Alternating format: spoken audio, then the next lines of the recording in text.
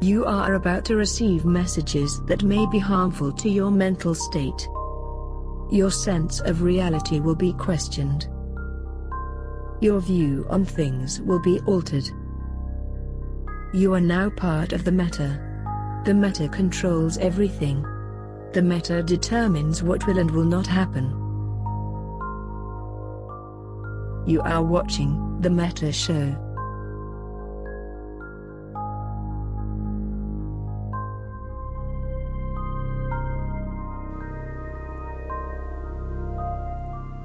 Oh shit! Oh shit, we've gone black! What is going on? I can't see anything! Why? Wait, hold on. Deploy the umbrella.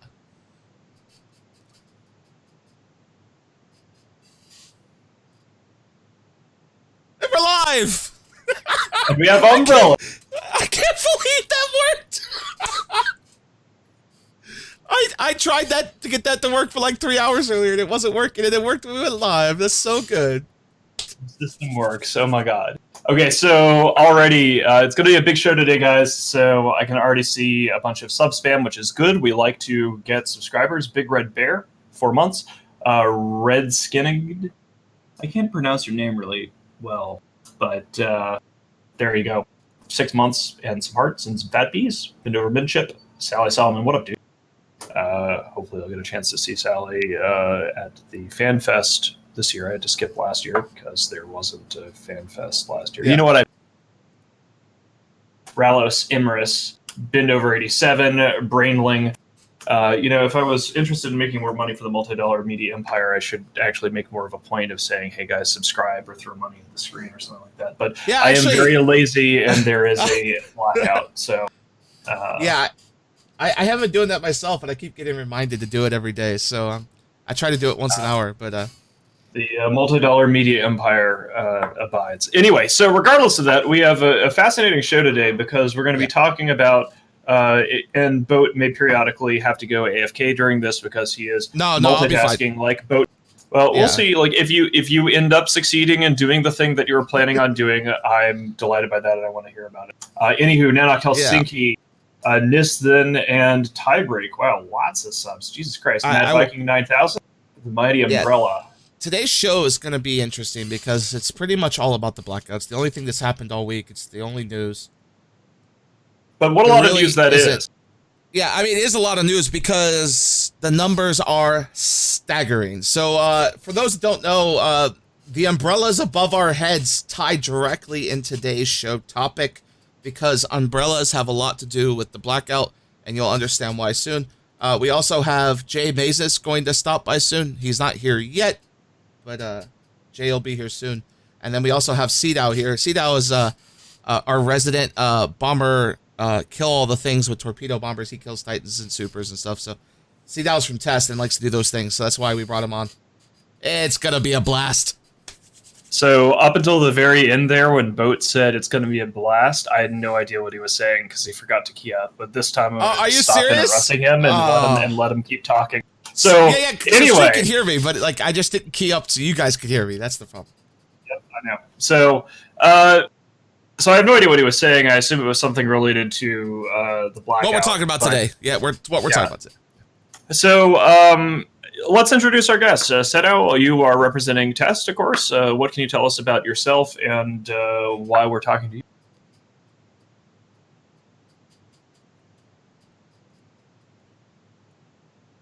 Seedow? Seedow? Hello? So when we said we were going to do a blackout episode, I didn't mean it like this, but this will work. Oh, he says something came up. Be back in 2 minutes. Rip. So the no local thing is kind of interesting because we are seeing a little bit more disruption across nullsec, but I don't think it's quite the disruption that people were expecting. There have been a variety of predictions went into this, and I was responsible for a number of them of what I thought we would see when local was taken away. I guess let's start with the facts on the ground. One of the things that I think that people should be aware of when they're trying to figure out what's happening with is no local a success, is it not a success? I think that we have to have a framework of business success. which is usually affiliated with game success, but not always. What counts as success for the Blackout? Obviously, the answer is, does it result in more players engaging in EVE Online? Like, does the player count go up? And one of the things I want people to keep in mind about this, when we're talking about this first few days of the Blackout, is that our data kind of sucks for the first few days. And the reason for that, I think, is almost over-eagerness on the part of zKillboard and Dotlan and all the other entities that have sort of gone in a blackout in solidarity, right? Like, those people seem to be in favor of a blackout and in favor of having no local, which I myself is also in favor of. Same here. One of the challenges that we're seeing here is that because Dotlan and because zKillboard have been turned off, my concern is that there are people who are like on the fence about logging in and playing, and then once they realize that those third-party tools for this first weekend weren't going to be there, maybe that pushed a bunch of people into just not bothering. Like, let's wait until we get our information back from zKill and from Dotlan. And I think that's bad. I want people to be logged into the game, because otherwise CCP is going to look at this, compare data compared to last Friday and last Saturday, and go, oh shit.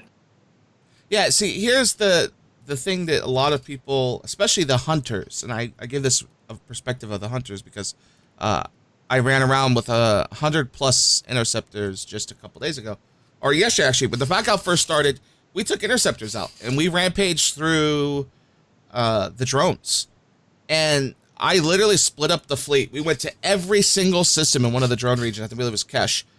There wasn't a single person there. Like, you're looking at military 5 systems that were empty. And it's not like they knew we were coming, because we did get a couple of kill mails from like elite PvP people that were roaming around also, that we just happened to catch, like a Leshek that was worth billions and billions and stuff like that. But you're not seeing the activity. To go by the numbers, so let me explain what, I guess we could start this off by a great link. So 72 hours ago, here we go, here's a link. 72 hours ago, the announcement was made, in 2 days time, 48 hours, we're going to go blackout. Friday morning, downtime, blackout happens. What happens during blackout is local disappears. The Reddit, you know... I'm back, by the way, too. So. Hey, well, yay! So the Reddit mess... Blackout happened, and then boat you keyed up. Oh, yeah, so blackout happens, and then, of course, to get on the hype train, zKillboard goes, well, hey, I'm going to get involved in this. They go blackout. Dotlan sees this, because Dotlan is used by hunters to hunt people ratting, because you can instantly see who's ratting, who's not ratting, and where. They go blackout within a few hours. So by about 2200 EVE, all the normal average hunter's source of intel is now gone, right? You can't see where kill mills are happening, and you can't see where where people are ratting. I hope it works out, basically. Like, I think that CCP, at least any adults left in the room at CCP, are going to have to be looking at the numbers in the bottom line. We could anticipate a spike in people who say that they're going to be resubbing and things like that on the first couple of days of the blackout. And so the data that we have so far, which is comparing... so this is a speech that we have already had to give collectively a few times now. When you're comparing data for events, it's very important to not compare days next to each other. Like, Friday and Saturday are very different days in terms of player turnout. So what you need to do, if you at home, if you're not aligned with any of the blocks or anything and you want to do your own research on this, if you're looking at like the EVE Offline data for players active, you need to compare Fridays to Fridays. So like comparing yesterday's blackout information, the data source to compare that to is the previous Friday, right? Now, of course, there's damage in the data because the previous Friday, of course, was July 4th weekend. But even given that, we saw several thousand players less at 1930 EVE on Friday than on the previous Friday. So that is significant. And what we have to see is and the question that the company, I think, has is, given enough time, does the player base adapt and become more engaged? I think like the initial shock and awe of the information is going to be sort of useless. I think that the data is now, unfortunately, because I think the zKillboard guys and Dotlan guys and I are all on the same side in favor of no local and nullsec or One proposal I saw today that I liked was the idea that you could have no local information, but would at least show you how many players are logged in a given system, so people aren't feeling lonely in space and logging off. But I am afraid that the Zkill board thing and the .lan stuff would result in less players logged in, at least temporarily, and I think that's bad for the success. And here's the thing. So you speak of keeping data. I like data. I like numbers. It's I like knowledge. It's an obsession, right? I have to know everything that's going on, something I touch. And before we cut the seat out here, and I want to see the test perspective on this, because you guys did something really cool recently. The numbers are staggering. So there have been people tracking the data for every Friday for the last few weeks. Oh, fuck, yeah, I did it again. Okay, here we go. You said the numbers are staggering, and then because people have been tracking the data. They've been tracking the data every Friday for the last few months. You know, every Friday, bam, this is how many people are online. Bam, bam, bam, week after week. I've been personally tracking NPC kills every Friday. So you can get a running number of, hey, 24 hours here, 24 hours the week before, 24 hours the week before that. So you've been getting the numbers. Yesterday, an entire region in the drones, according to .lan, had 105 rats killed. That's 69 systems in 1 hour killed 105 rats. That same region just a week ago, in 1 hour, was averaging over 10,000 rats killed. So just to give you an idea of how quickly the lights went out. I talked to some people. I did some information digging. A lot of the botters didn't log in because they had 48-hour notice. The bot makers sent out messages saying, hey, don't log in. You don't want to be playing today. It's, not a good day for this. And what, did I key out again? Did I do it again? Sorry. You need to go voice activation. Yeah, I'll just do that here. All the time, dude. Yeah, 1 second. Watch this. I'll fix it. Go ahead, C-Dow, while I fix this. Go ahead. Well, I want to know what the cool thing is we did. We did a lot of cool things this week. Okay, so we're on voice activation. Is that better? Okay, cool. Much better. I'll just do this from now on. So, the cool thing, we'll do a segue real quick. The cool thing. Brave killed a Titan yesterday during the Blackout. Do you know anything about that? Can you tell us about that? Yeah, I know the story. It was, so, Origin, like the Corp, like Black, whatever's left of Black Legion that isn't part of Fraternity now, they refit all their, like, Corp super fleet, which I think was like, I forget exactly, like 20 supers, maybe like 15 supers and like a couple Titans.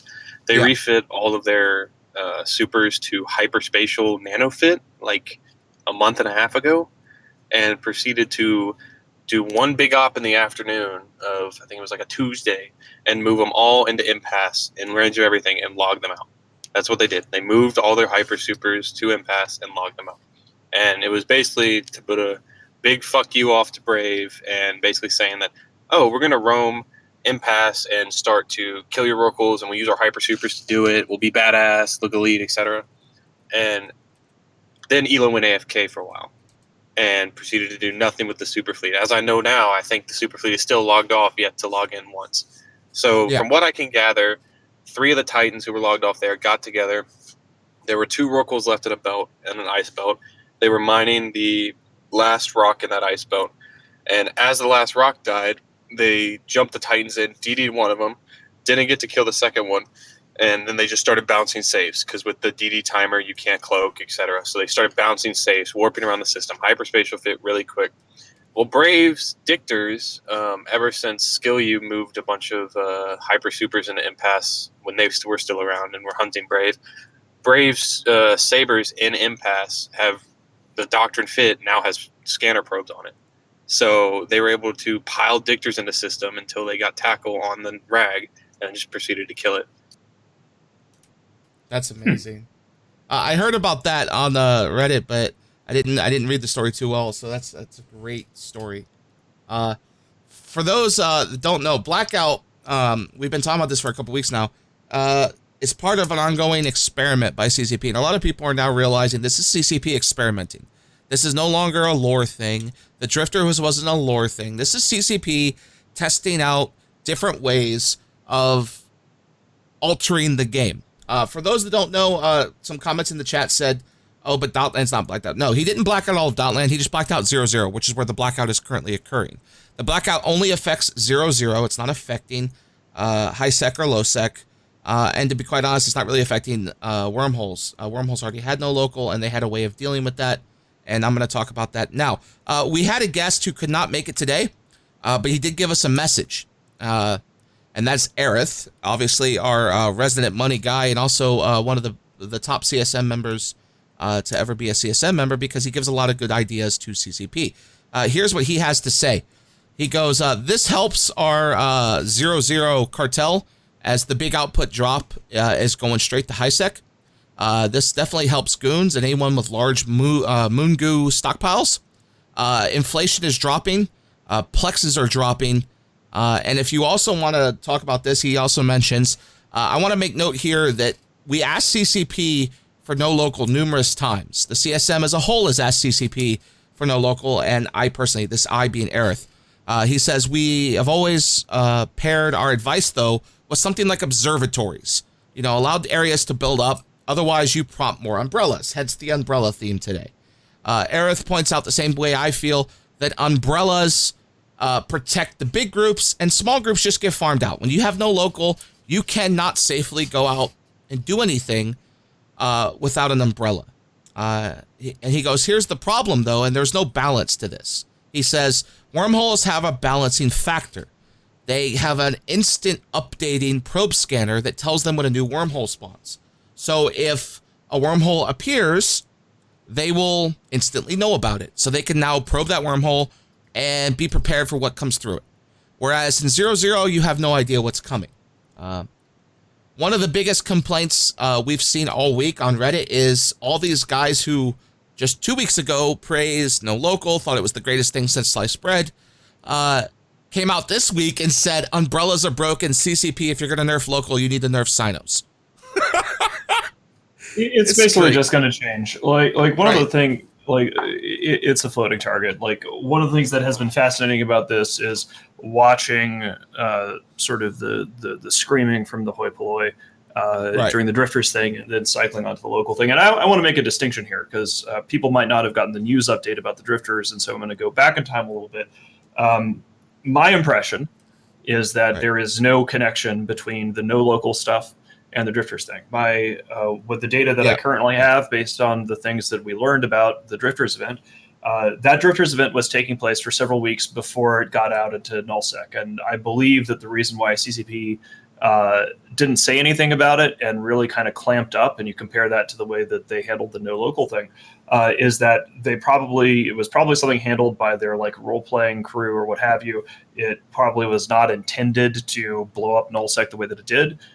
They turned it off very quickly. There was only a couple of days of drifter attacks after all of nullsec said, "This is stupid. What are you doing?" And credit to CCP on that. Once they were told, "This is stupid. What are you doing?" They backed the fuck off. And I don't want the drifter thing to be conflated with no local issues. CCP has been very good about coming out in public.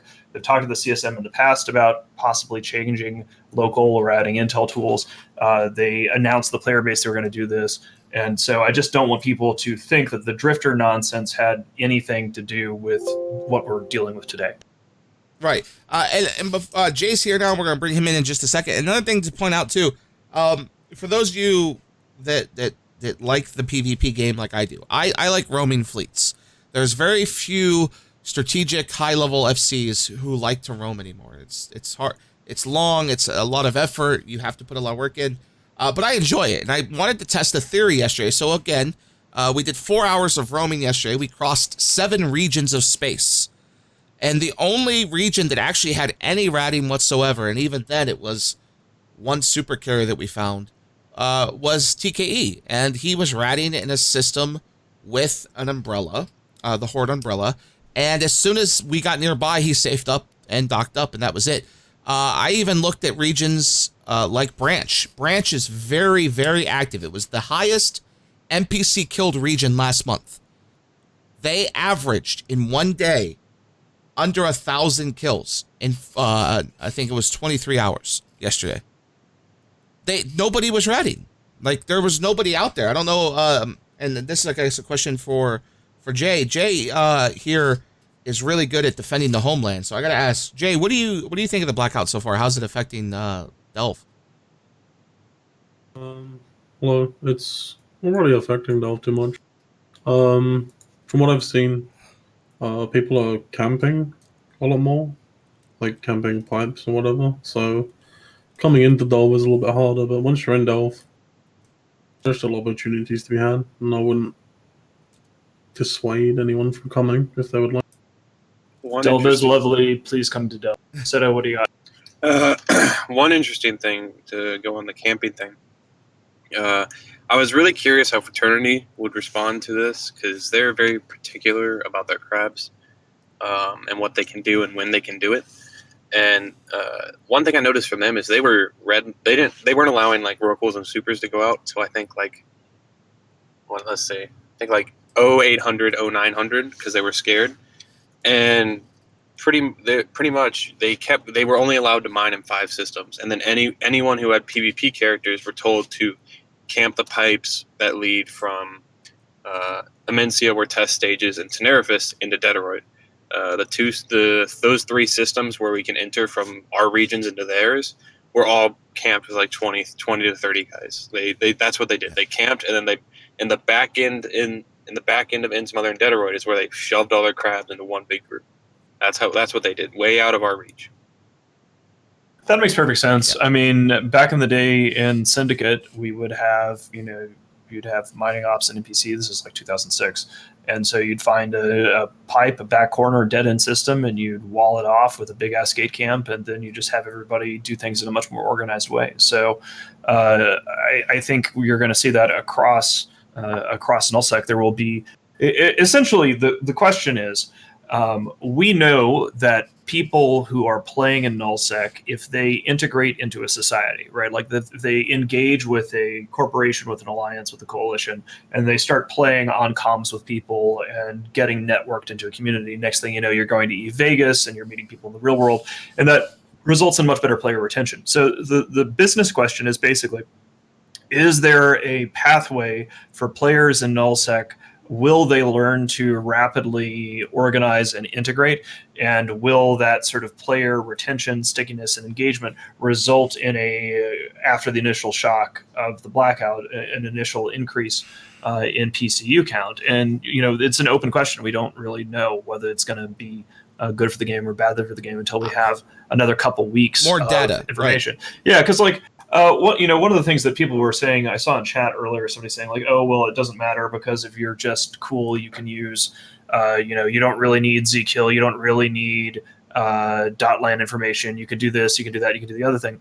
And you do see a lot of this like super hardcore elite PvP mindset making a comeback with the no local stuff. But one of the things that these opinions fundamentally don't matter. The reason why those opinions don't matter is the only opinion that matters at the end of the day is the business opinion based upon the amount of income that the company is making. And that is usually reflected in the PCU, right? So it can be the best gameplay ever, but if only 20 people like it, then your votes don't count, basically. Yeah.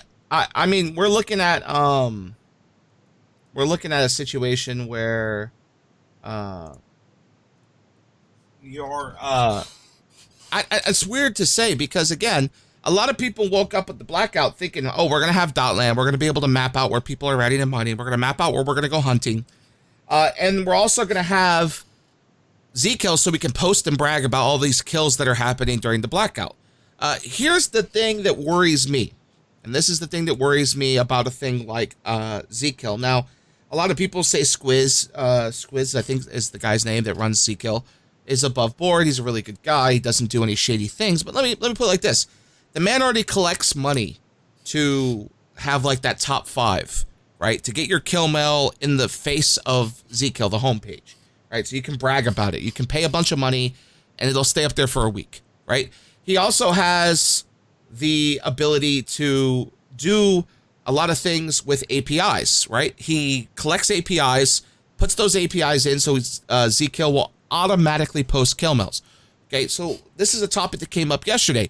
What's to stop Z-Kill from going through with this delayed or blackout for everybody in the game that doesn't pay, and then the people that pay up or friends of his get unlimited access to this intel? Because let's be honest, Z-Kill is another form of intel. You know where the bad guys are hunting if you could see their kill mails constantly, instantly appearing. That's why he did the blackout thing. It's just another way to see what's going on. The same thing with Dotland. With Dotland blacked out, if you don't have access to Eve's ESI information, which is the data that Eve provides to program builders that lets you track like your own 24 hours of ratting and 1 hour of ratting, you can't see things that Dotland would provide. Dotland made it easy access. Well, with Dotland going blacked out, now you either have to build your own. Well, what you're going to see here is that right. the nullsec entities are all going to have to not be lazy, right? Like back in the day when Zkill board happened, we were all just like, hey, cool, whatever. But since the guy has been active in turning things off, you're going to start seeing there's a bunch of open source kill boards out there. Zkill board itself is open source. So you're already seeing nullsec entities start making their own kill boards, which was a feature of life before Zkill board. You have in order to find out what happened, you would need to visit. It would be like, oh, the Pandemic Legion kill board has shifted into the red, so now they're into Pathetic Legion, like My Little Pony mode, right? Like every alliance had their own kill board. You would go there to find out what had happened, and I think you're going to see sort of a return to those days where it's not nearly as consolidated, which is fine for the big entities. Yeah, I mean, I already have. I'm sorry. Go ahead. No, go ahead, please. See now, tell us. I was just going to say, the test FCs, one guy stepped forward literally within an hour of the blackout happening. It's a guy who's really good with spreadsheets, who does a bunch of like industry spreadsheets and stuff. And he gave me, because he knows I love to hunt, etc., like a sheet that it's a sheet that does the NPCs kills in the last hour, and it only shows the systems that are actually being used. So it's like within an hour we got a new way to find the crabs. But the Zkill blackout is what honestly has been more painful than the regular blackout, because I had a fight this morning against Fraternity in their staging because I jumped on 2 Rorquals that were like in the wrong place where they shouldn't have been mining a moon because they needed to mine it before it disappeared. We killed them in a minnow, and then we fought an eagle fleet that they flash formed. And I know how many people I lost, and I have a guesstimate of how many people I killed, but I have no idea if I won that fucking fight. I could have lost by like 40 bill, or I could have. In the final count, I think we did like a count as the FCs. I think we probably lost the fight by like 4 or 5 billion. But like I have no clue, and it's like especially for hunting, like trying to find where are people active. Like one thing I used to always do is go to the Rorqual page on Zkill and see where Rorquals were like killing like random interceptors that would warp into their fucking belts, and that was a great way to find intel as well. But it has affected me and the other FCs a lot more than the normal just locals gone. Right, because all you need to do with local gone is D-scan. Like that's not hard. Right. It's the hard part is, or have spies. The hard part is not knowing how. It's hard to know how a fight is going, especially if it's just trading hack for hack. You can't tell if you're trading faster or slower. Zkill used to provide that. Yeah, it's the metrics, right? It's that idea that like after a fight's over, a guy would like an FC, like Jay, you could probably comment on this, because you tend to run FCs, is you'd have FCs right after action reports. And Zkill is a big part of that because you could see, okay, this is how he feels he did. Here's what the numbers say he did. Is that a good way to word that? Yeah. Like I think I ran the numbers and like we probably lost by 4 bill, but I have no idea. I don't know what happened this morning. There was a 600-man fight in the staging, and I have no idea what the end result came out to. I just know that I fought. We had fun, and that was it. We left. This is something that goes to sort of a perennial question about CCP's relationship with the player base and how, in many ways, they have relied upon the players to build certain tools that have become almost. They're not actually necessary, of course, but they're considered to be part of like the daily lifestyle of the player base. And if they wanted to get their data on this, CCP in practice, CCP should be running a kill board. Like a lot of these features that we, the players, use in EVE Online, other developers of video games would actually take those changes and then bolt them into the game itself. You see this in a lot of games that have third-party UI tool development allowed, where players will be like, hey, here's this mod for WoW that changes my UI, and then Blizzard will say, hey, cool, good idea, and take that and incorporate that into the game. And the reason why this is problematic is that since we're spending so much time here talking about Zkill instead of like the Blackout itself, CCP wants to have good data about this. CCP probably wanted people to be able to show off their kills to each other, but the player base, because CCP has not provided a kill board of their own, the player base has relied upon this thing. And when this individual who's not paid by CCP chooses to turn it off, then CCP as a company is kind of denied the hype cycle of the hunters excitedly bragging and showing everybody off, hey, look at this fight I got into, look at these work walls I ganked. And, I want people to keep in mind that other companies would have simply made these tools once they saw players doing them, and then we wouldn't be having these issues. Yeah, that's a good point here, because again, with the no local thing, if there's these big fights that happen, CCP is not going to be able to talk about it, because even CCP has linked Zkill before. Things like Dotland track alliance movements very well. If you'll notice, if you go to the Dotland webpage, they've taken off the alliance ups and downs. Like how many people, well, actually they just put it back up, alliance movements back up, but the alliance data is blacked out, right? Solve changes. He blacked out sovereignty, which is something that you would use Dotland to track the progress of a fight in progress. Now, a lot of people would say, oh, look, we think that's too much information, but it was a great way as an outsider like myself who's streaming a fight to be able to say, okay, here's how the fight's going, here's the Zkill link. Here's how the Solve War's going, here's the Dotland link. It made it easier to bring attention to a video game that sometimes struggles with positive media attention. And I think CCP didn't expect this. They didn't expect Squiz to go and turn off Zkill. They didn't expect Dotland to shut off. They didn't expect all these other third-party groups to turn themselves off to join in. I don't think CCP accounted for that when they did this. As much as they're not required to be if you play Eve, you have to use Dotland. Everyone uses them. Everyone uses both those tools. They become critical part of the game. And when they're turned off like that, it makes shit crazy.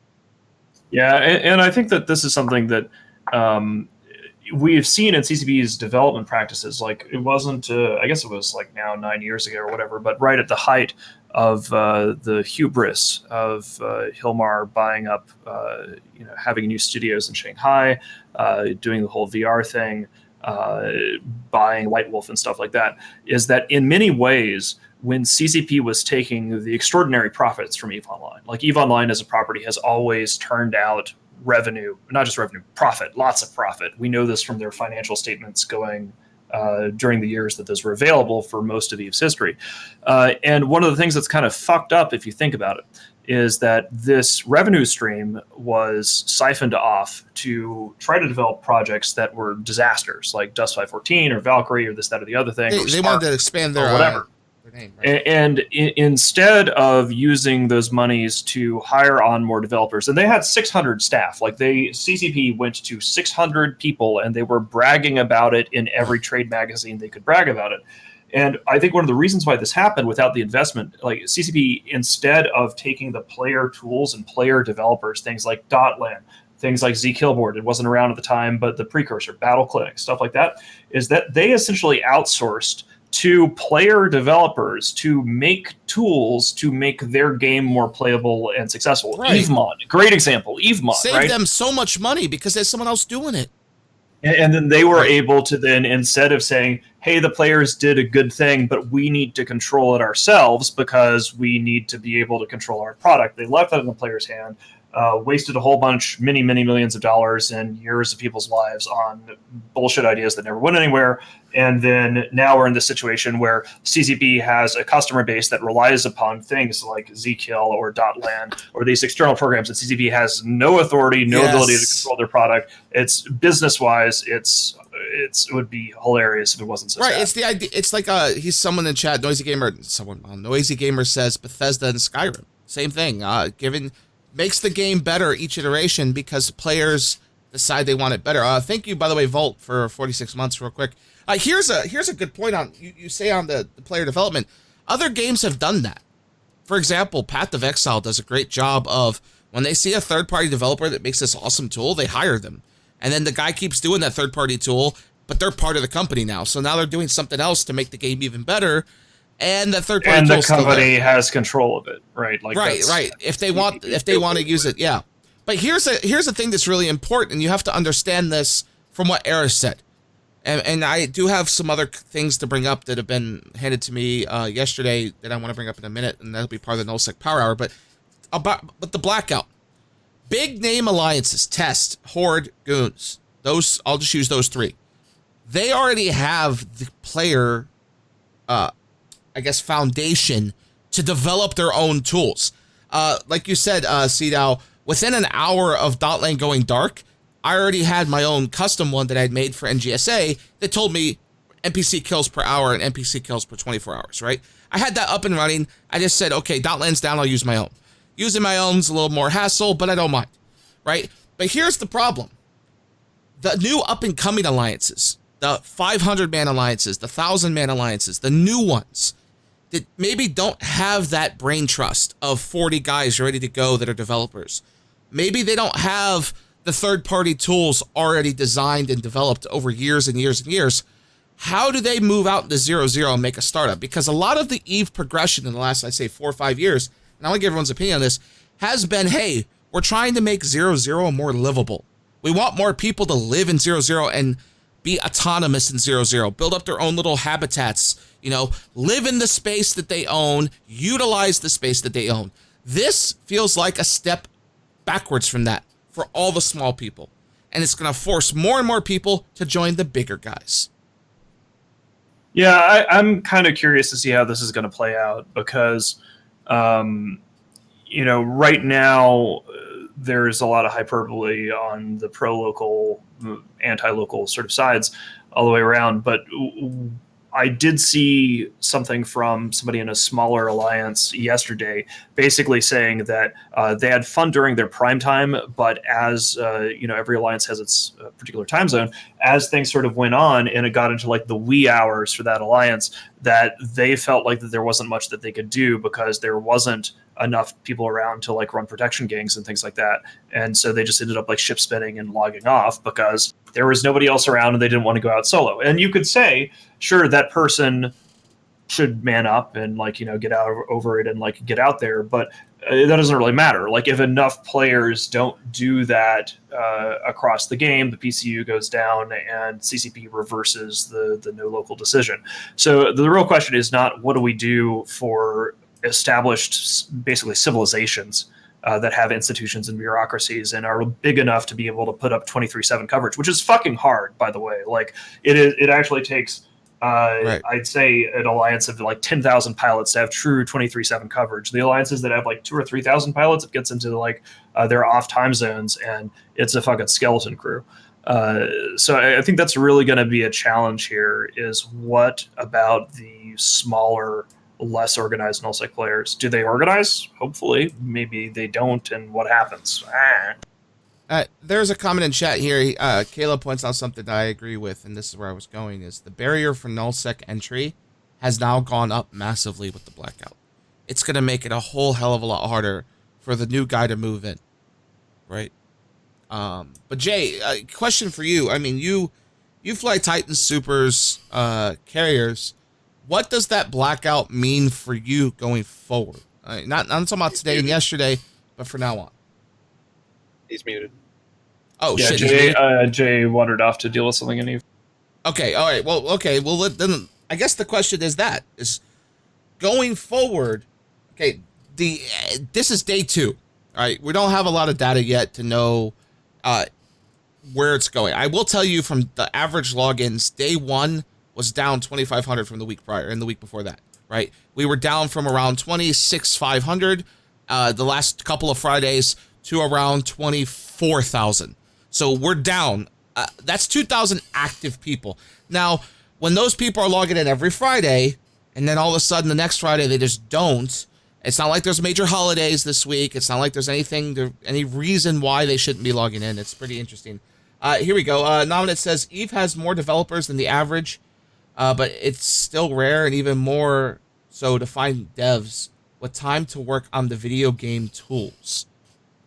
Yeah, and that's another thing, too, is they have all these developers, but are they all developers? I mean, we've seen a lot of for example, some of the balance devs were never actually like web developers or like coders. They are people who just understand Eve and know how to balance the game and make changes that benefit the game or come up with ideas. They're not actually coders, right? So the question is then how many coders does CCP have? How many like real bodies do they have to go in and do this stuff? Says how many logins were there before bots back in 2009? Did CCP did a ban wave in the Now ACM that's actually a really interesting question that Noisy Gamer brings up. Yeah, so I mean that would be ideal, right? Because we want to have real players playing Eve, right? Like if we see somebody who is logged on the PCU, every single person there should have a real human being behind it. So that's actually a really good point that I had not thought of until Noisy Gamer brought it up, which is that CCP has done ban waves in the past, and we can make the reasonable assumption that most bots did not log in yesterday if they are aware of the blackout. And we shouldn't assume that the players we're seeing not log in are not logging in because they don't like the blackout. Maybe they're not logging in because that's the bot percentage. And that would actually kind of make a degree of sense because, it was roughly a 10% decline in PCU. And I could easily believe that 10% of the player base is bots based upon that past ban wave. So that's something to keep in mind, guys. Maybe the PCU decline yesterday and today is actually just the bots aren't logging on, which if so is fucking awesome.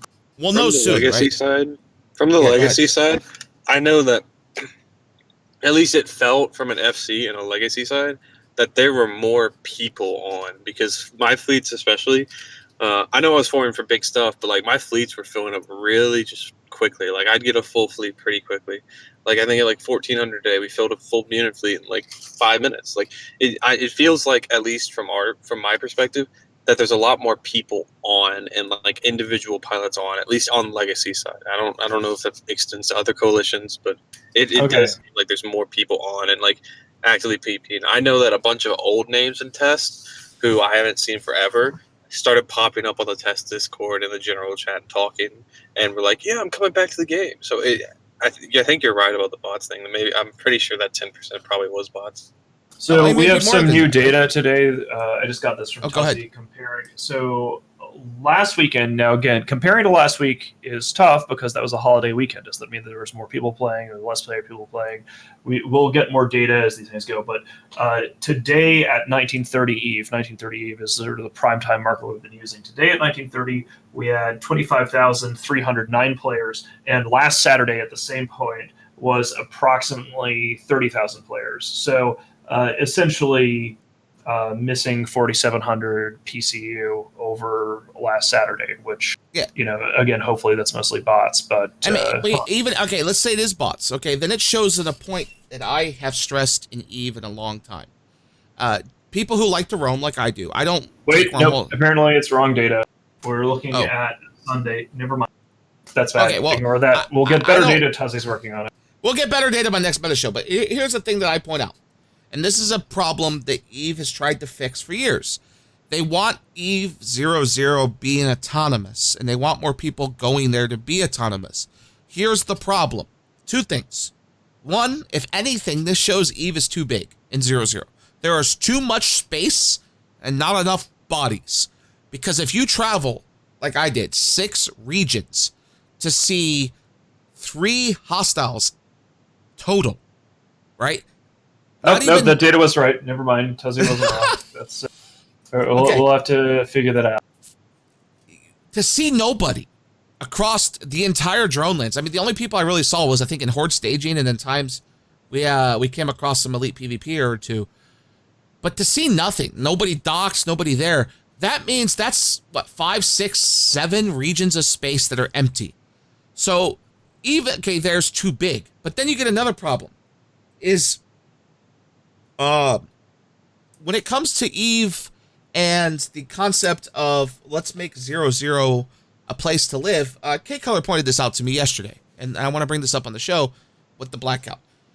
The reward is not high enough to justify the risk that is currently in 00. And I'm going to say this as someone who could sit under the umbrella in his Titan and park it on a gate.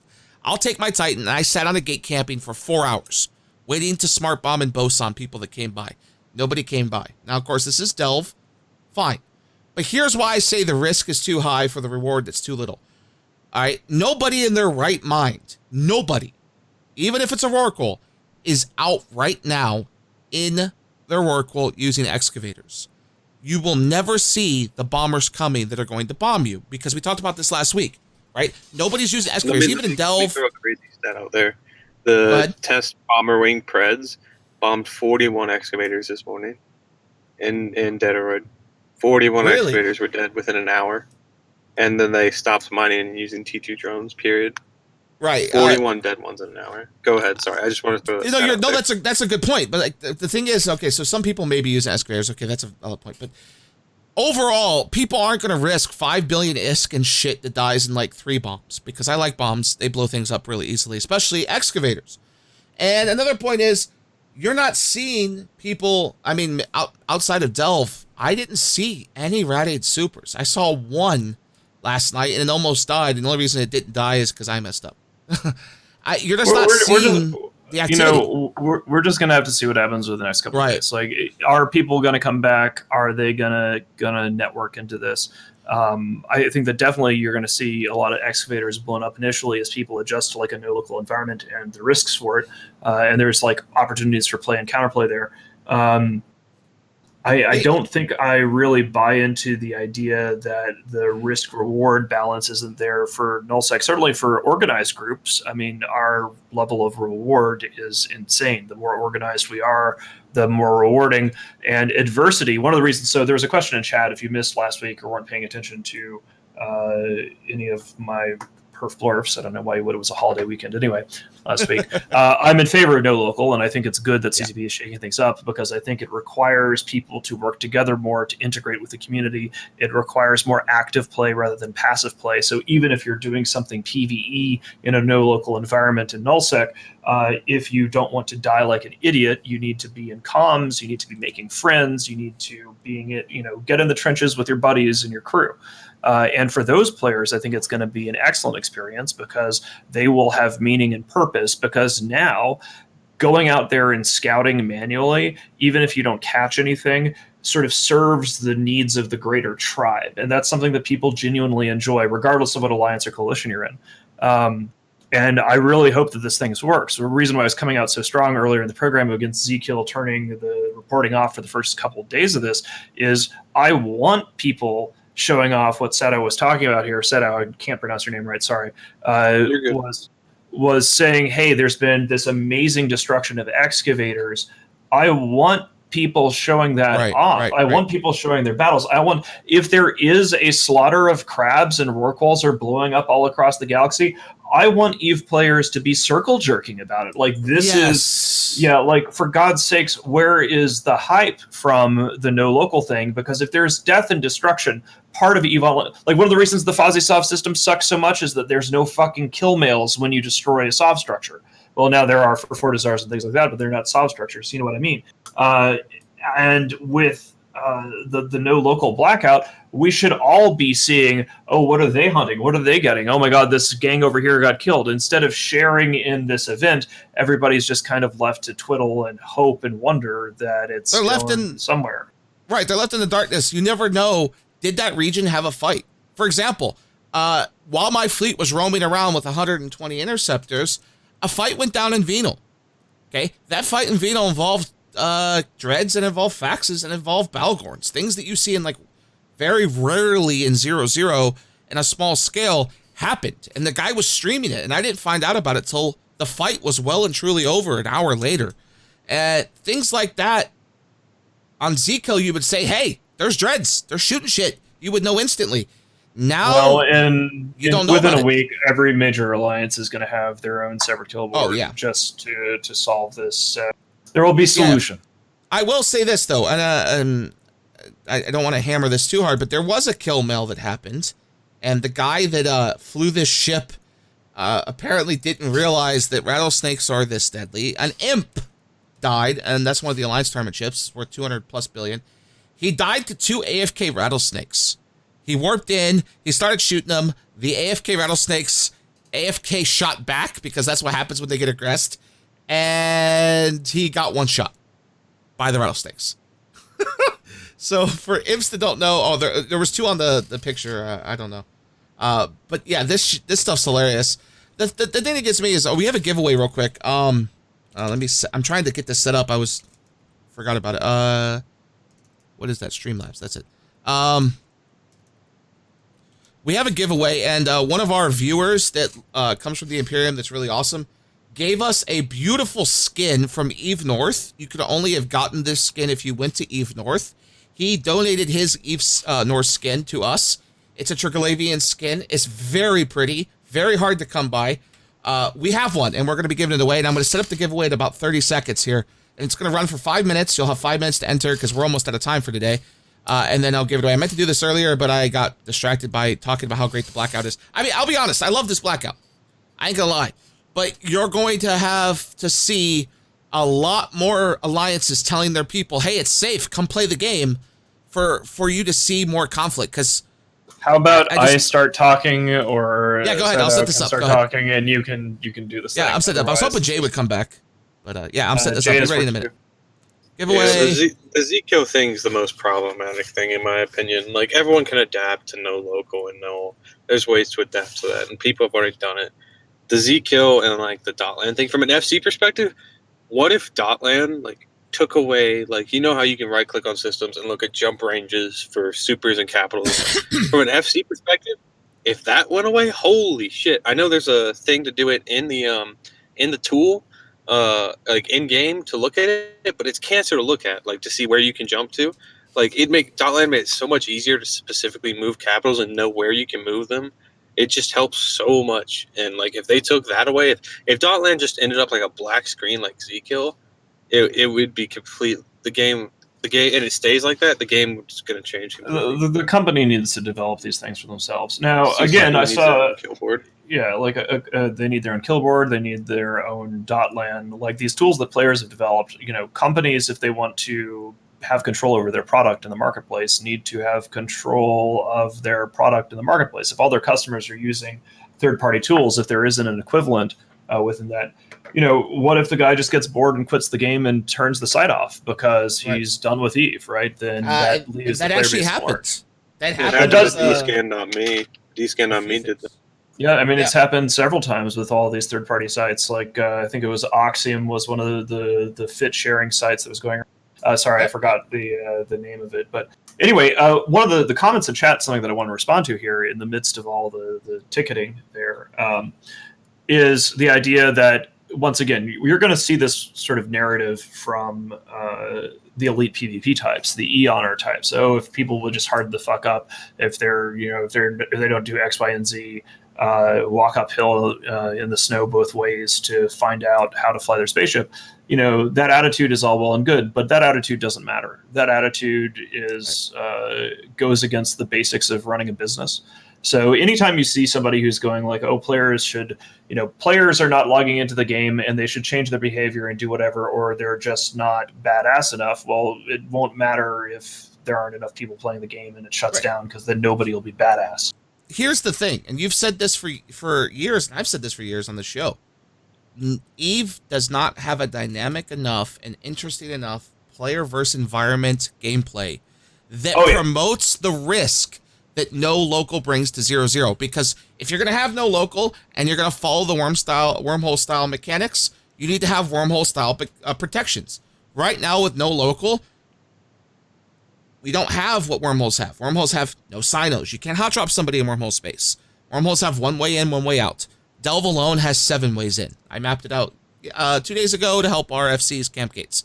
There's 7 ways into Delve, right? So when you have all these entrances into a region and you have covert sinos, which are invisible, you have sinos, which are hard to see, scan inhibitors, which if you don't have scan inhibitors on your map, you'll never see the ship camping the gate.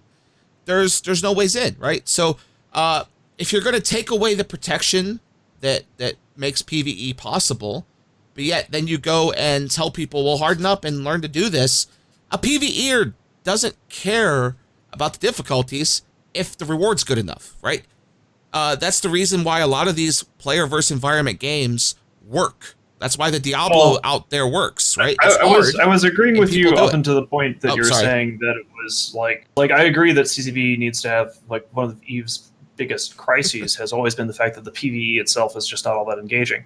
I personally think that the risk-reward balance in nullsec is just fine. Like, we are exploiting it to the hilt, organizationally speaking, and we're doing great. I think the core issue with the PvE stuff that CCP needs to be sensitive to is that the core gameplay loop itself is just not all that engaging, right? Like, it just does not have the kind of visceral dopamine rush that you get from PvE experiences in a lot of other games, right? So it is in many cases a chore that you get through in order to get to play the fun bits of EVE, which is market PvP or actual PvP, what I call actual PvP, or various other things. All that requires ISK. So you have to slog through the PvE, which kind of sucks. And it would be really nice if the PvE was invested in a way that the core gameplay loop was more entertaining. Yeah, one last thing before we press this button, and I don't know if Jay's here to comment on this because I know he does this. No, he's not. Shit. Well, I know he does this. Here's the problem with 0-0 is the barrier of entry, again, is very high for things that make a lot of money where no local doesn't matter. Running high-end missions in 0-0, doing escalations, doing things like Moon Goom reacting that requires a barrier of entry of ISK. The newer person to 0-0 who's coming out to 0-0 for the first time is probably going to mine and rat. And that's going to be a lot harder for that newer person who maybe either doesn't have the skill points or the startup ISK to go into that more lucrative 0-0 aspect. But real quick, our giveaway here, we're going to close it in like 10 seconds. So make sure you type exclamation point ticket if you haven't already. You can type between 1 and 10, up to 10 tickets at the most. The way the ticket system works is you have to watch the show at least 10 minutes. For every 10 minutes, you get a ticket, and you can do 10 tickets. So that means if you've watched 2 shows, you get the max number of tickets. And I'm going to press the giveaway in 10, 9. So here, you can see it on screen. I'm going to go ahead and close that now. Close giveaway, and there are 578 tickets, 126 entrants, and I'm going to press the button, and it should pop up now. Hello? Okay, Seabass Unique was the first winner. I pressed it twice, it lagged. So Seabass Unique is the winner. Congratulations, Seabass Unique. Why is it doing it? What the hell? No, I don't want to draw another one. It's drawn like 8 winners. So the first winner to pop up was Seabass Unique. So that's the winner of the skin. Seabass Unique, congratulations. I will make sure you get your skin. I know who the person's character name is. He's been on the show a lot, so I'll make sure he gets his thing. I don't know why it drew like 6 winners there. I'm sorry. It must have lagged and pressed a bunch of buttons. So congratulations. So we only have a few minutes left. Wish Jay was here because he had a topic that I wanted him to talk about, but he's gone. But that's fine. Okay. Anything else, CDAO, that you want to add real quick before we get going here? Not really. Just things are going good as well. That's long wars still happening. Besides that, I got nothing new to say. It's just I can't wait for the crabs to come back to the game. More people for me to kill. Yeah, I think it's going to be. I'll just go ahead and do some predictions here. Sure. I think that I think that no local is good. I think that there are some tweaks for it. So I'm going to like lay out my concerns here. One of the concerns that I have is like a psychological one, which is nullsec is really big, and a lot of times when people, if you haven't been hunting often, if you've been going on roams yesterday and today, you're going to find out that nullsec is big, and in many cases, it's really fucking empty. And one of the challenges that I saw a solution for earlier today that I think is a pretty cool idea is, you don't want to have an online game where people feel like nobody else is playing the online game. Now, obviously, outside of nullsec and outside of wormhole space, people will see each other in low sec and high sec. But I thought a very interesting tweak to improve no local was not to see who is in local or anything like that, but like in the corner of the screen kind of thing, where you used to have people show in local, have just a number of players in system. So hunters can not waste time. They don't have to waste time scanning through a system that has nobody in it, right? You can see, oh, there's people here, I should start hunting, that kind of thing. I think that completely removes the whole point of no local though, because then if system spikes by like 5 people, you're going to be like, if you're in standing fleet, you can be like, hey, who just entered this? And if no one responds, then hostile did. Yeah, it kind of depends. Like these are tweaks around the edges that are that I think are granular. I think they're tweaks that they're not nearly as ideological. Maybe you're right? Like maybe there's a way around having a number of players in local thing where you only send in one person. If you're an area like Delve, if you're going to filter a fleet into a system, you could have people jump in smaller amounts over time, so you trickle into a system and it just seems like normal flowing. I don't know. There's like play and counterplay about it, but like one of the things. My solution isn't, I'm not like 100% behind the solution, but the problem I'm trying to identify as a concern for those of us that are in favor of no local and like how do we keep the game dangerous and interesting is how do you deal with the psychological sense of being alone even when you're not necessarily alone, and does that result in people logging off, right? And so how do you get around that? Is that a problem? I think that might become an issue for people to keep eyeballs on, especially for the smaller groups and players that aren't connected to umbrellas. Where I would see CCP going with this is if they realize that, if you realize that they're going to keep 0-0, is what many of the CSM have suggested, and it's a structure in EVE that allows local to appear even delayed. The higher your solve player in region, player in constellation, also good variations of that. There would be less of the kind of concern that Seto pointed out regarding people jumping. Yeah, I could see that. I mean, it's still a push. I personally like just completely black, but players in constellation does. I feel like that would be a good. We're going to have to see what everybody thinks in terms of hunting after like a week of this, right? Because there's a lot of initial enthusiasm where people are like, oh, this is so great. Oh, it's just fine to go through and scan every single system we go through. But, I think that after a few days of it, we're already seeing some of our spies have been reporting even during the show, watching some of the entities trying to go after Delve, basically just burn out and give up already. And that happened yesterday, the first day. I forgot to talk about this. There's two things I need to bring up. You bring up spies, reminded me. Two things real quick before we go. Bomber's Bar, I was on a fleet of theirs yesterday while I was doing the roaming fleet I was streaming. For 4 hours, they tried to roll a hole to Delve. Instead of just coming to Delve with no local, they never got a hole into Delve and they gave up. They had holes to places with ratting carriers. They rolled to TKE like 5 times. That's the Cabal Expanse. But never went there because all of their fleet wanted to go hunt in Delve. That was the obsession. So instead of going for the kill mills, they were so obsessed with going somewhere and never got to Delve. So that yesterday was hilarious, watching them try to do that. I will say this, too. One thing that happened right when no local went out that a lot of people didn't notice is bots self-destructed all their iHubs and TCUs and gave them to NC Dot.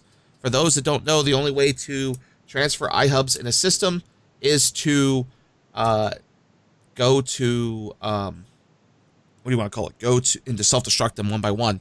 And that happened yesterday. And that was something I was supposed to share earlier, and I forgot about it. But that was given to me. Yeah, so that is actually a really good point. There's been a major sort of galactic realignment at the strategic level, where you have Horde going to Kalevala, you have NC going to Malpay. We talked about a lot lot of that last week, where we had Vince Draken on the fucking Meta Show, which is once again still fucking.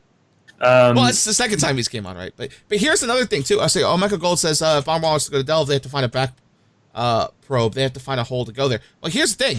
Everyone else in EVE that wanted to go to Delve just flew to Delve. There's no local, right? They just do that. Bomber's Bar could have easily formed up in high sec and just gone to Delve. I believe that's what they eventually did today after 2 hours of trying to get to Delve. They said, screw it, let's go. Let's gate over there. So, again, I'm sorry. There's so many ways to travel in EVE that doesn't involve wormholes, and some people seem to forget that. But we're out of time.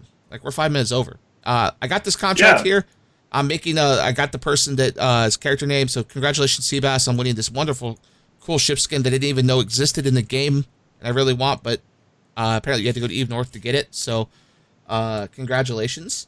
For those of you that stopped by to watch the show, thank you. We'll be back next week. But before we go, I do have to share something. I will be streaming for another 2 hours right after the show today for this week only. A game company has given INN a wonderful game called The Shortest Trip to Earth.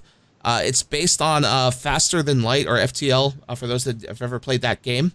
and they would like me to stream it on here on INN for the next 2 hours. So we're going to go away for a few seconds. Normally I don't stream on Saturdays after the show because I go off and do stuff, but today's a little special thing. So we're going to go away, call it a day. Yeah, and I'll be back in like 30 seconds, so we're not even going to leave, really. So stay here if you want to watch that. That game's supposed to be hilarious, and I will be doing that shortly, so stay around. Good that's evening. We're done. Have a good night. I hope you enjoyed the Meta Show today, and we will be back again next week, same time as always, 4 o'clock Eastern, 3 o'clock Central, I think. That's Central, right? Yeah. We'll see you next week. Yes. Bye, guys.